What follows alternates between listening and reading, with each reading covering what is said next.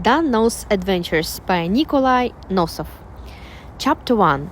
The Mites of Flower Town. Once upon a time, in a town in Fairyland, lived some people called the Mites. Малыши. Переводится на русский. They were called the Mites because they were very tiny. The biggest of them was no bigger than a pine cone. Небольшой огурец. The town was very pretty. Around every house grew daisies, маргаритки, dandelions, одуванчики, and honeysuckle. And the streets were all named after flowers: Bluebell Street, Daisy Lane, and Primrose Avenue. That is why the town was called Flower Town. It stood on a bank of a little brook. The Mites called it Cucumber River because so many cucumbers grew on its banks. On the other side of the brook was a wood. The Mites made boats out of a birch bark and crossed the brook in them when they went to gather nuts, berries, and mushrooms in the wood. It was hard for the Mites to pick berries because they were so small. When they picked nuts, they had to climb the bushes and take saws with them to cut off the stems, for the Mites could not pick the nuts by hand. They sawed off mushrooms, too, sawed them off at the very ground, then cut them into pieces and carried them home on their shoulders like logs. There were two kinds of Mites, boy Mites and girl Mites. The boy Mites wore long trousers or short breeches held up by braces, and the girl Mites wore dresses made out of all sorts of bright stuffs. The boy Mites couldn't be bothered to comb their hair, and so they cut it short, but the girl Mites wore their hair long. They loved to comb it in all sorts of pretty ways. Some wore it in long plaits with ribbons woven into them. Others wore it hanging about their shoulders with the big bows on top. The boy Mites were so proud of being boys that they would have nothing to do with the girl Mites, and the girl Mites were so proud of being girls that they would not make friends with the boy Mites. If a girl Mite caught sight of a boy Mite coming down the street, she would cross to the other side, and she was quite right, for some of the boy Mites were so nasty they would be sure to give her a shove, or pull her hair, or call her a horrid name. They were not all like this, of course, but you couldn't tell what they were like by looking at them. And so the girl Mites decided to cross the street every time, just in case. Sometimes you could hear a boy Mite call a girl Mite "stuck up," and the girl Mite would call back "bully" or something else, just as rude. Perhaps you don't believe this. Perhaps you think such things don't happen in real life. Well, nobody says they do. Real life is one thing, and fairy tale life is another. Anything can happen in fairy tales. In one of the houses in Bluebell Street lived 16 boy Mites. The most important of them was Dunno. He was named Dunno because he did know everything, and he knew everything because he was always reading books. There were books on his bed and under his bed. You couldn't find a spot in his room without a book on it. He learned all sorts of things from these books, and so everybody admired him and did whatever he said. He always dressed in black, and when he sat down at his writing table with his spectacles on and began reading a book, he looked for all of the world like a professor. In this same house lived Dr. Pillman, who looked after the Mites when they fell ill. He always wore a white coat and a white cap with a tassel on it. Here, too, lived the famous Tinka Bendum and his helper Twistum, and here lived Trickly Sweeter, who, as everyone knew, had a great weakness for fizzy drinks with lots of syrup in them. He was very polite. He liked to have people call him Trickly Sweeter and was very unhappy when they called him simply Sweeter. Besides this, there was a hunter named Shot. He had a little dog he called Dot and a gun that shot corks. There was also an artist named Blops and a musician named Trills. The others were called Thrifty, Crumps, Mums, Rolly-Polly, Scatterbrained, and two brothers, Props and Probly. But the most famous of them all was a mite by the name of a Dunno. He was called Dunno because he didn't know everything. In fact, he didn't know anything. Dunno, Незнайка, wore a bright blue hat, bright yellow trousers, a bright orange shirt, and a bright green tie. He was very fond of bright colors. He would dress himself up in his bright clothes and go wandering about the streets, making up all sorts of tales and telling them to everybody he met.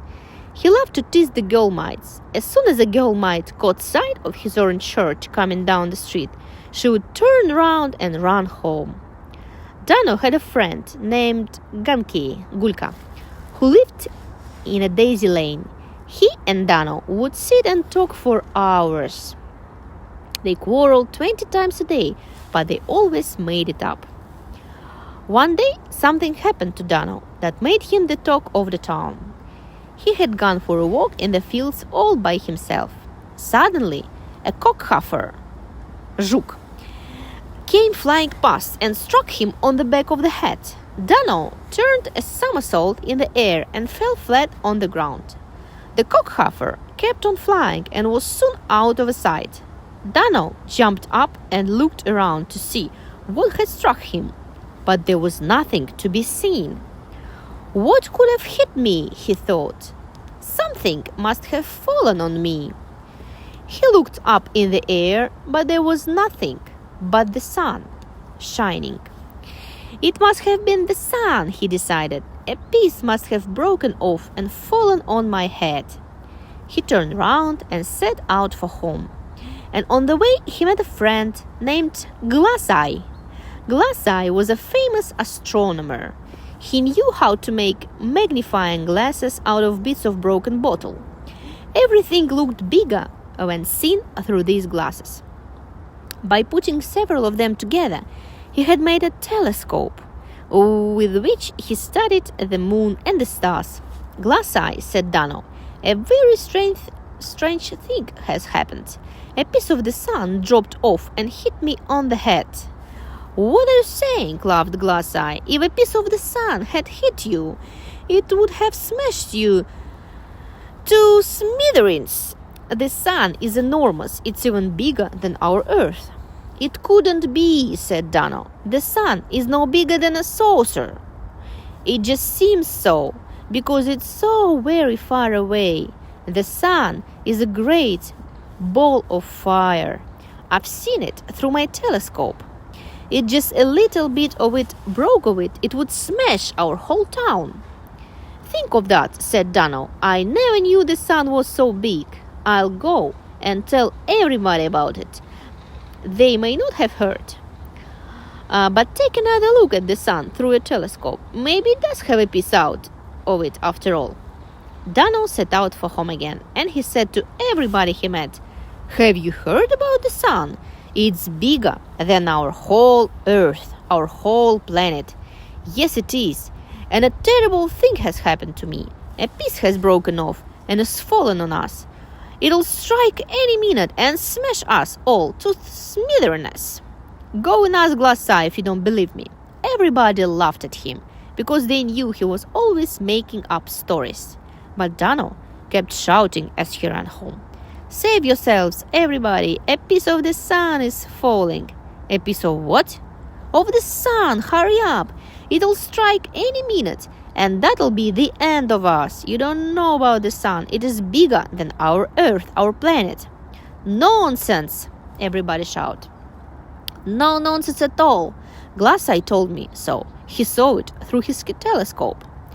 Everybody rushed outdoors and looked up at the sun. They looked at it until their eyes began to water. They looked at it until there really did seem to be a piece out of it. Save yourselves, shouted Dunno. Save yourselves as best you the mites ran for their things. Blobs snatched up his paints and brushes.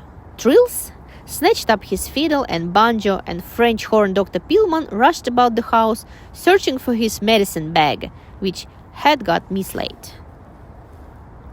Roly-Poly snatched up his galoshes and umbrella and was just dashing through the gate when he heard Dunno call out, "Steady there now. What are you afraid of? You know what a nitwit Dunno is. This is just one of his ideas." "Ideas?" cried Dunno. "Go and ask Glass-Eye, I tell you." So they all ran to Glass-Eye and found out that it was indeed only something Dunno had made up. How they did laugh. "How could we have believed such a silly thing?" they said. "How indeed?" said Dunno. "Why, I even believed it myself." That's the sort of funny fellow Dunno was.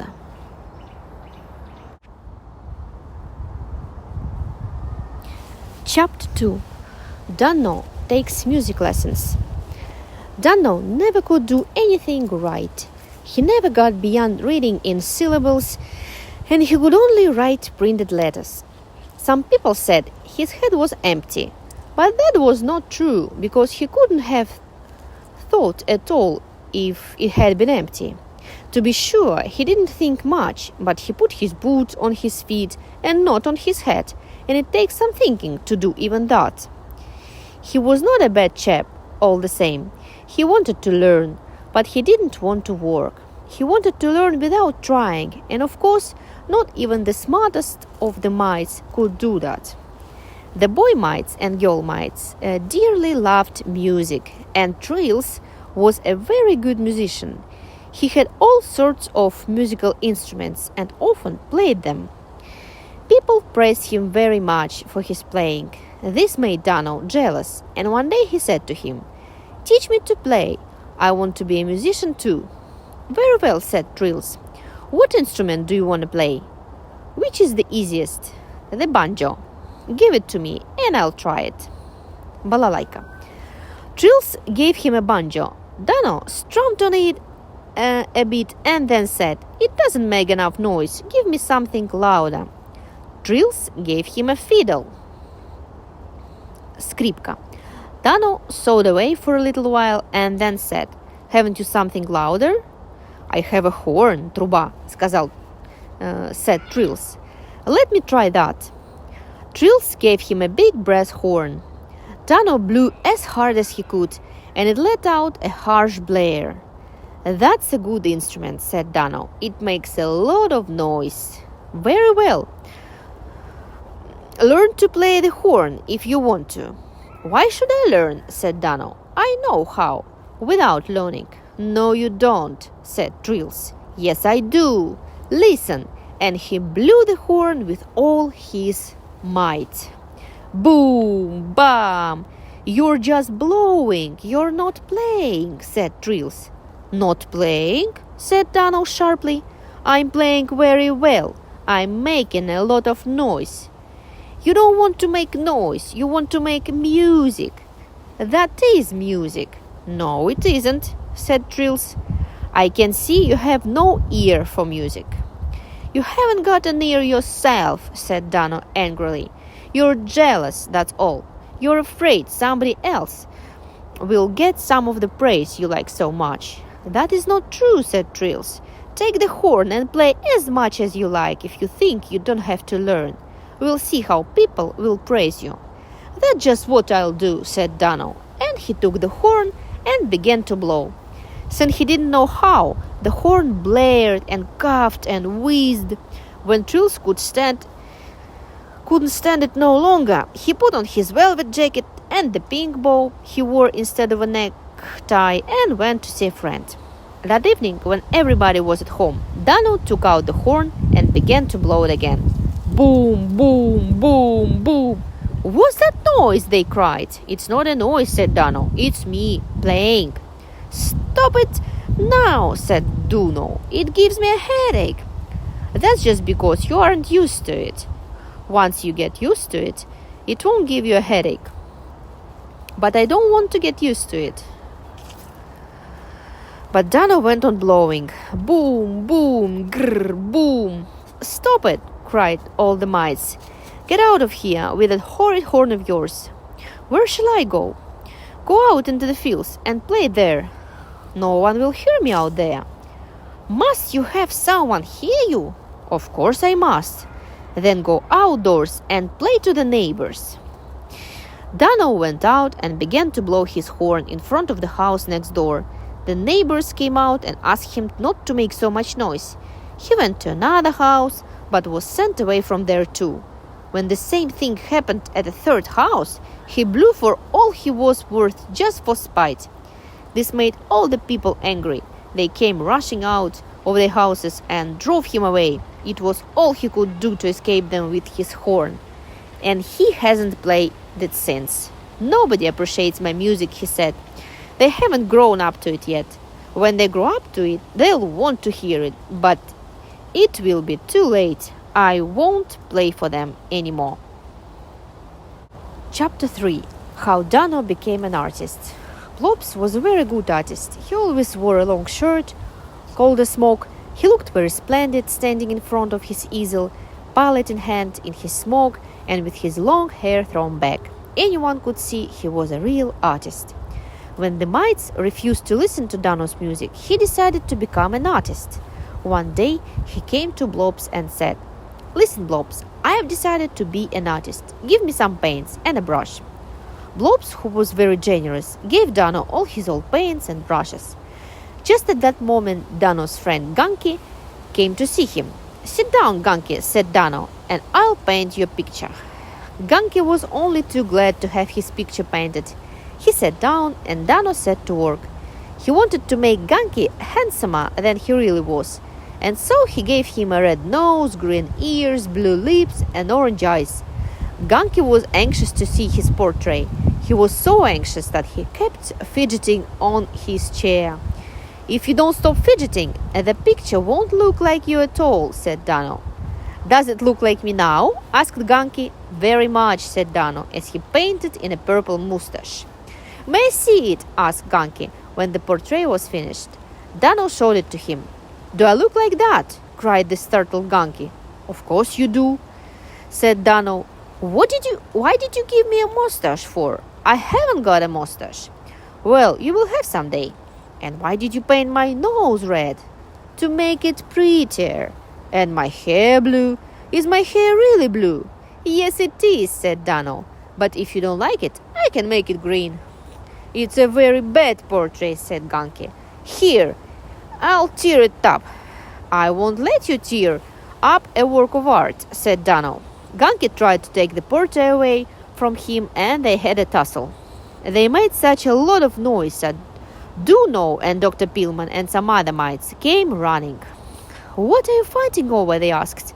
"Look at this," said Gunky. "Whose portrait is it? Does it look like me?" "Not in the least," answered the mites. "It looks like a scarecrow." "That's just because it has no name on it," said Dunno. "If I put a name on it, you'd see who it was straight off."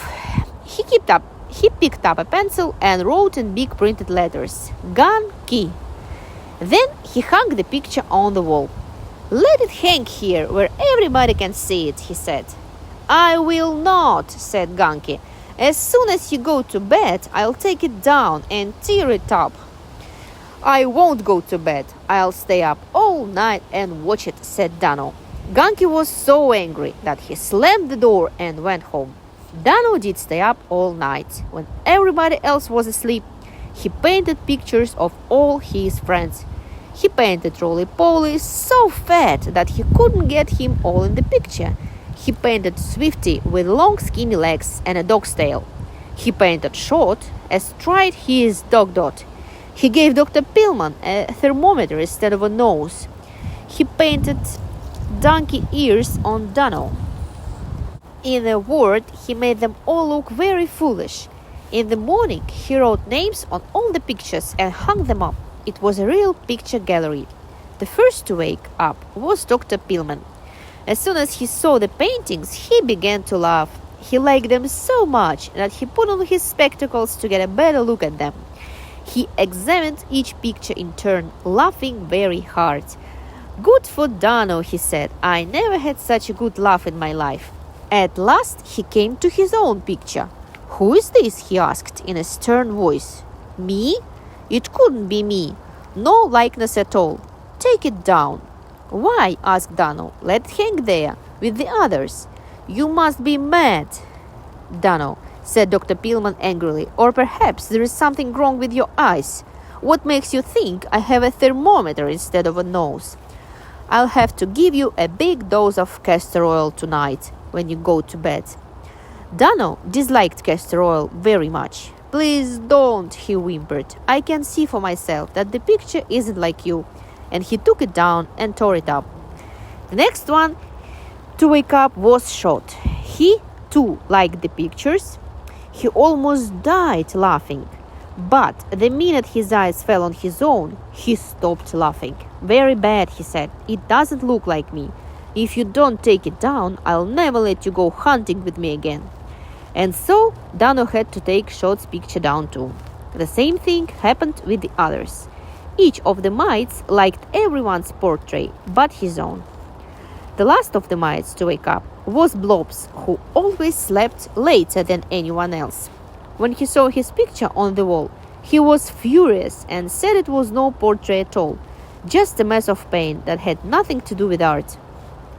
He tore it down and took his paints and brushes away from Dunno. Gunky's portrait was the only one that was left hanging on the wall. Dunno took it down and went to see his friends. You can have your picture if you want it, Gunky, he said, and then you and I will be friends again. Gunky took the portrait and tore it in little pieces. Very well, let's be friends, he said, but promise never to paint me again.